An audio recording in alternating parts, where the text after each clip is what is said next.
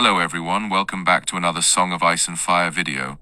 In this video, I will be narrating a complete pictorial history of Aegon Targaryen's only defeat in his entire conquest of the Seven Kingdoms.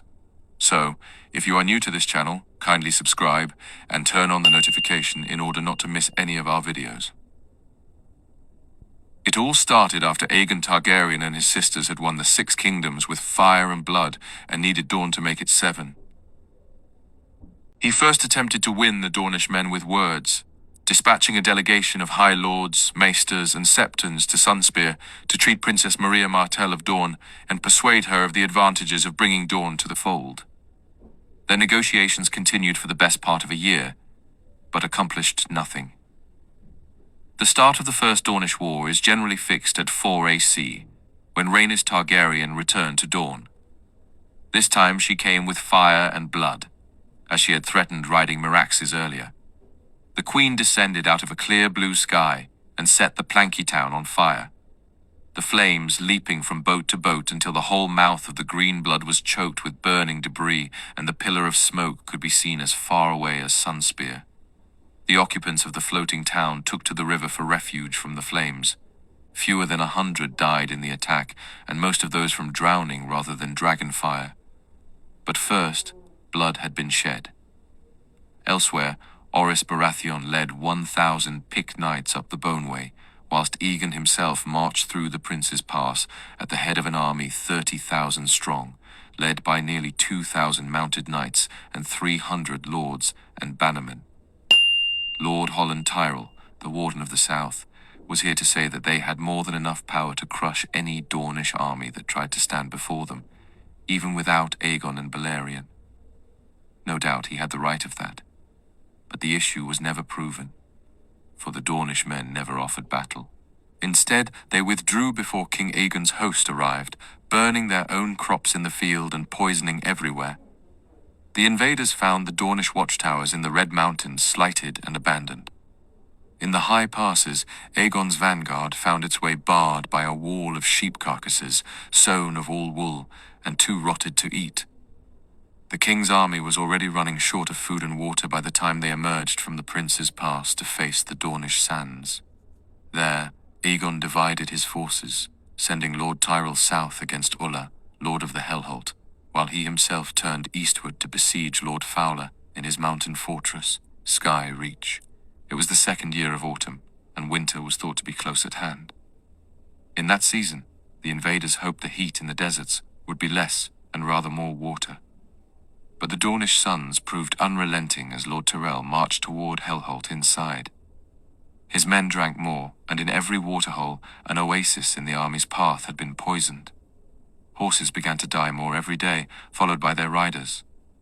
Lord Tyrell lost a quarter of his men and almost all his horses to the Dornish sands, and when at last he reached the Hellholt, he found it abandoned. Orys Baratheon's attack fared little better. His horses struggled on the stony slopes of the narrow, twisting passes, but many bolted completely when they reached the steepest sections of the road, where the Dornish had chiseled steps into the mountains. Boulders rained down on the Hand's knights, from above the work of the Dornish defenders the Stormlanders had never seen before. Where the Boneway crossed the River Will, Dornish archers suddenly appeared as the column was making its way across a bridge, and arrows rained down by the thousands. But Lord Orys ordered his men to fall back, cut off their retreat with no way forward and no way back. The Stormlanders were butchered like hogs in a pen. Orys Baratheon himself was spared along with a dozen other lords thought worth a ransom, but they found themselves captives of Will of Willow, the savage mountain lord called Widow Lover. King Aegon himself had more success marching eastward through the foothills, where Ronald from the heights provided water in the valleys. He took the castle Sky Reach by storm. After a brief siege, the Lord of the Tor had recently died, and his steward surrendered without a fight. Farther east, Lord Toland of Ghost Hill sent forth his champion to challenge the king to a single combat. Aegon accepted and slew the man, only to discover afterward that he had not been Toland's champion, but his fool. Lord Holand himself was gone, as was Maria Martell, the Princess of Dorne. When King Aegon descended upon Sunspear on Balerion to find his sister Rhaenys there before him after burning the Planky town, She had taken lemonwood, spotswood, and stinkwater, accepting obeisance from old women and children, but nowhere, finding an actual enemy. Even the shadow city outside the walls of Sunspear was half deserted, and none of those who remained would admit to any knowledge of the whereabouts of the Dornish lords and princess. Princess Maria Martell has melted into the sands, Queen Rhaenys told King Aegon. Aegon's answer was a declaration of victory in the great hall at Sunspear. He gathered together what dignitaries remained and told them that Dorne was now part of the realm, that henceforth they would be his lethal subject, that their former lords were rebels and outlaws. Rewards were offered for their head, particularly that of the Princess Maria Martell, also known as the Yellow Toad of Dorne. Lord John Rosby was named Castellan of Sunspear and Warden of the Sands, to rule Dorne in the king's name. Stewards and castellans were named for all the other lands and castles the Conqueror had taken. Then King Aegon and his host departed back the way they had come, west along the foothills and through the Princess Pass.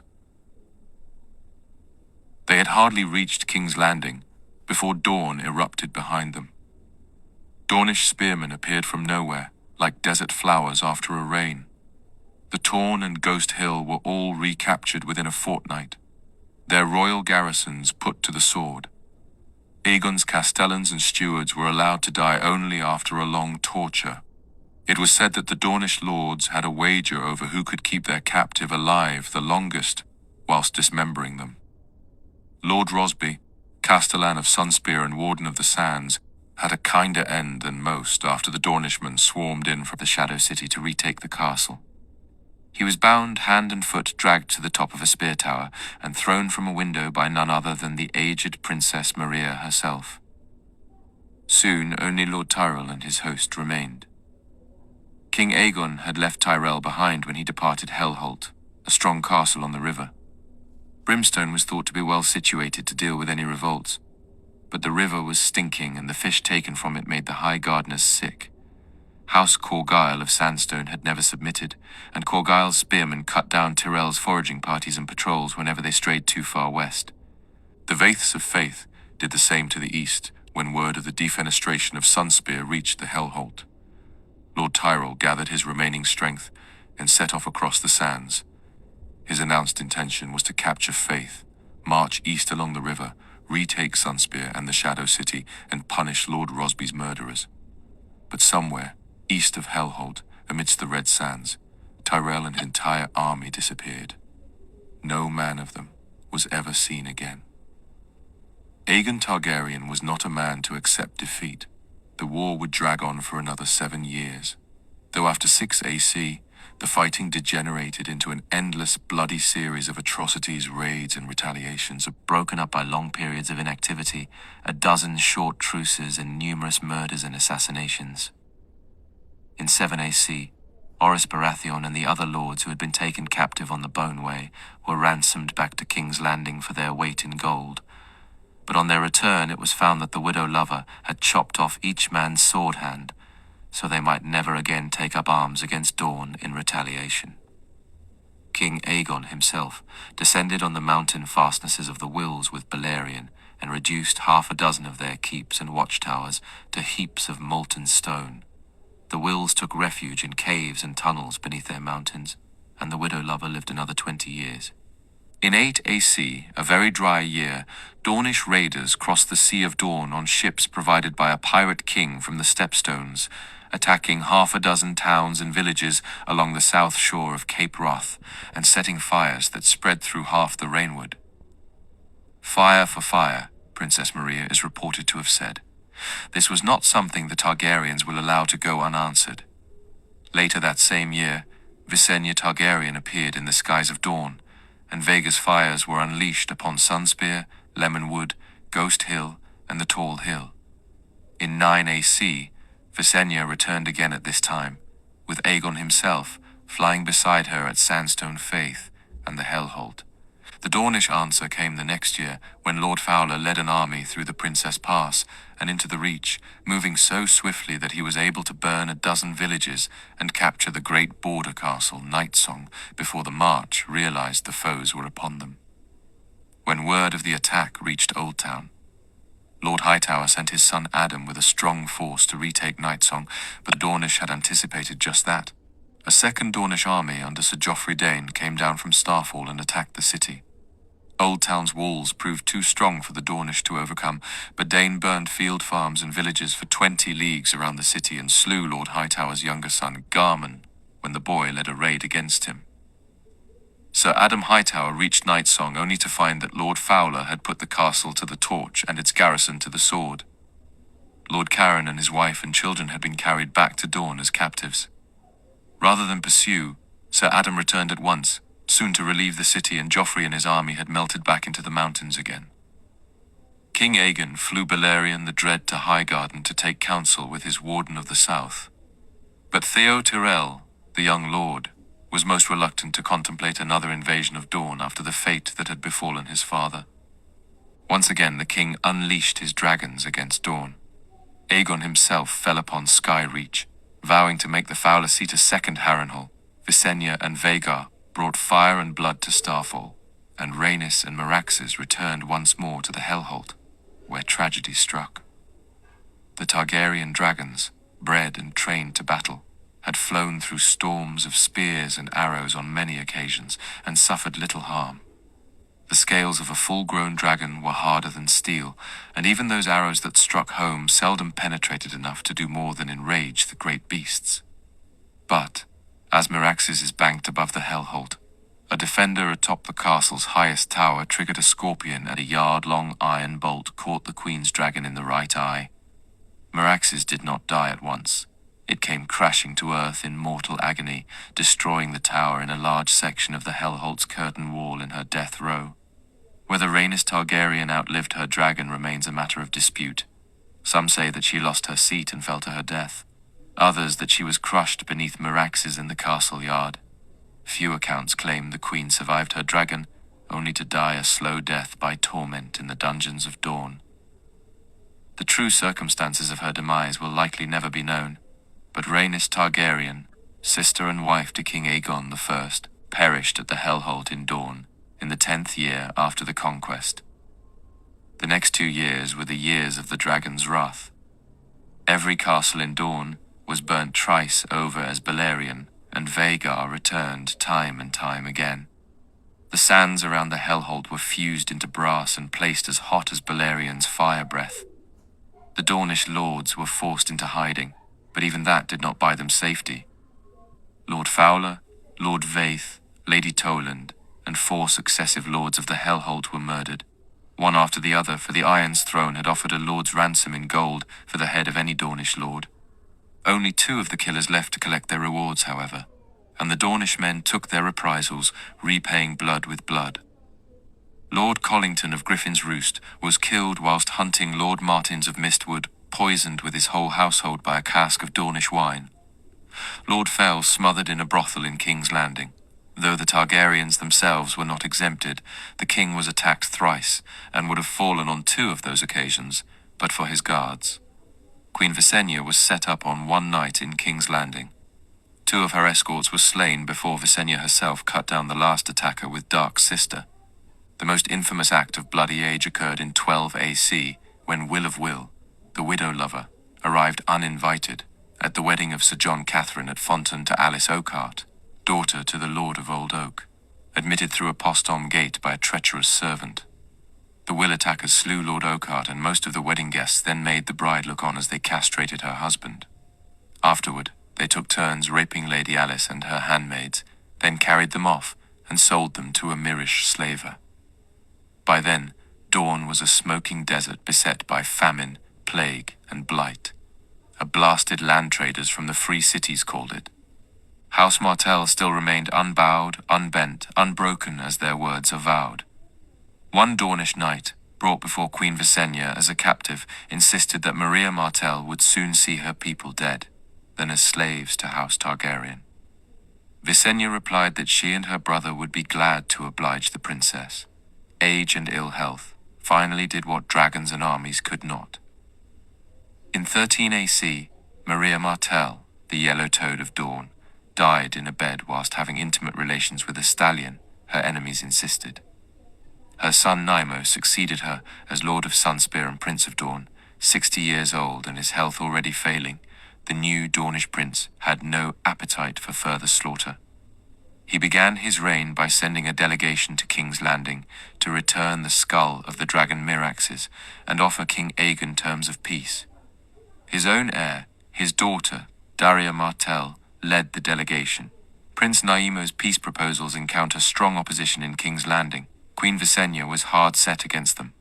No peace without submission, she declared, and her friends on the King's Council echoed her words. Orys Baratheon, who had grown bent and bitter in his later years, argued for sending Princess Daria back to her father, lesser hand.